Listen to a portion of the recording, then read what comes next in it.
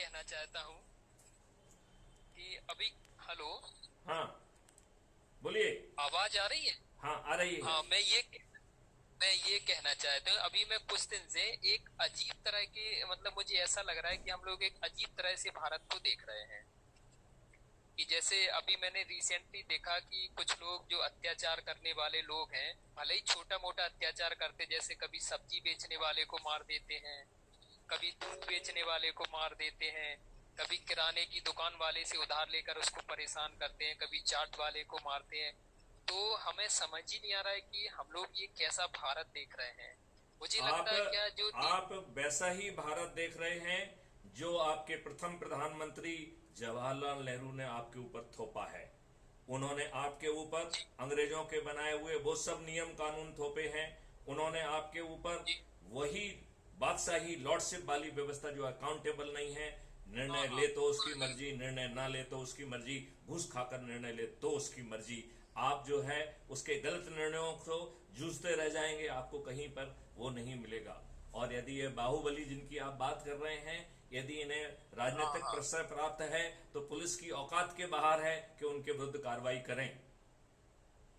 सही तो बात है। ये आज जो है आज आपको विरासत में मिला है। आपको मूर्ख बनाया गया है कि आप आजाद हैं, हाँ, आप स्वतंत्र हैं। 17 जुलाई सही, 1947 को ब्रिटिश पार्लियामेंट में एक कानून पारित किया गया था जिसके तहत आपको ट्रांसफर ऑफ पावर हुआ। वो भी आपके चुने हुए प्रतिनिधि को नहीं हुआ है, वो अंग्रेजों के द्वारा चुने हुए जवाहरलाल नेहरू को हुआ है। अंग्रेजों ने गांधी जी पर दबाव बनाकर अनैतिक ढंग से डेमोक्रेटिक जिसको जो है ना वोट मिले थे उसे प्रधानमंत्री ना बनाकर जवाहरलाल नेहरू के छलन चरित्र के व्यक्ति को इस देश का प्रधानमंत्री थोपा गया। और आपकी सभी जो है आज की जितनी भी समस्याएं हैं उसकी जड़ आपके जवाहरलाल नेहरू हैं। क्योंकि उन्होंने बाहुबलियों को टिकट दिया, राजाओं को टिकट दिया, सामंत लोगों को टिकट दिया, जमींदारी के लोगों को टिकट दिया। जो पहले से आपके ऊपर अत्याचार करते रहे वो आप स्वतंत्रता के बाद भी आपके ऊपर अत्याचार करते रहे। पुलिस की औकात नहीं थी कि उनके अत्याचारों को के विरुद्ध जो है ना कार्रवाई करे। तो आपको ये बात समझ में आ सही रही बात, है कि आज की जो बिल्कुल, परिस्थिति है इस गुलामी के कारण आपके ऊपर थोपी हुई है। और उसके बाद जो राज सत्ताएं आई हुई हैं उन राज सत्ताओं का ये बिल्कुल ध्येय नहीं है। वो भी इसमें अपने आप को सत्ता में बनाए रखना चाहती हैं। मैं आपसे ये कहना चाहता हूं कि किन लोगों को टिकट जी देती जी, हैं, किन लोगों को टिकट देती हैं। जो पैसा देता है उसको टिकट देती हैं, अपने नेताओं के बिल्कुल बच्चों को बिल्कुल, टिकट देती हैं। जाति और धर्म हाँ के बिल्कुल, आधार पर अयोग्य लोगों को टिकट देती हैं क्योंकि योग्य लोगों से डरती सही हैं। बात, उन्हें लगता है कि यदि योग्य व्यक्ति आ जाएगा तो उन्हें चुनौती दे देगा, लिहाजा उनसे योग्य व्यक्ति बिल्कुल नहीं होना चाहिए।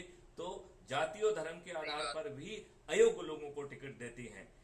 दूसरी पार्टी के दल बिल्कुल, बदलू लोग जो अपने लाभ के लिए इनकी पार्टी में आते हैं, इन्हें कोई लज्जा नहीं आती है। उन्हें मंच में बिठाते हैं, उन्हें साल पहना उड़ाते हैं, उन्हें नारियल देते हैं, उन्हें फूल मालाएं देते हैं, उन्हें टिकट देते हैं, उन्हें मंत्री पद देते हैं।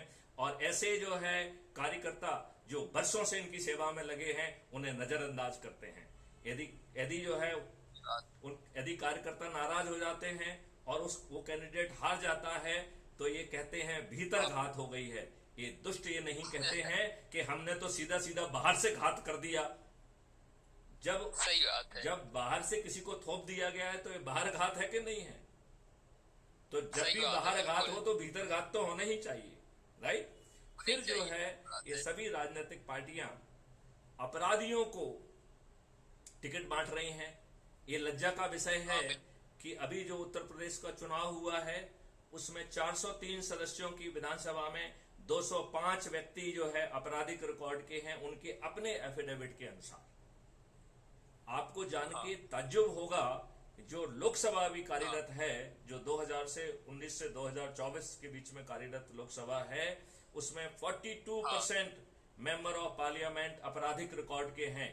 और ये अत्यंत ही लज्जा का विषय है कि उनमें से अधिकांश जो है उनमें से 29% लोगों के विरुद्ध तो इतने जघन्य अपराध हैं कि आपका सिर घूम जाएगा। उनके पास हत्याओं के विरुद्ध हत्या के अपराध हैं, लूट के, डकैती के, किडनैपिंग के, बलात्कार के जो है अपराध हैं। क्या 137 करोड़ लोगों की जनता में इन दुष्ट राजनेताओं को अच्छे चरित्र के व्यक्ति दिखाई नहीं देते हैं?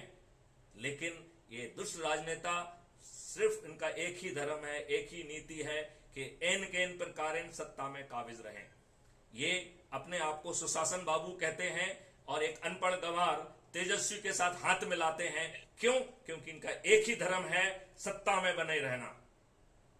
अब समय आ गया है कि हर व्यक्ति को चंद्रगुप्त बनने का मौका है। चंद्रगुप्त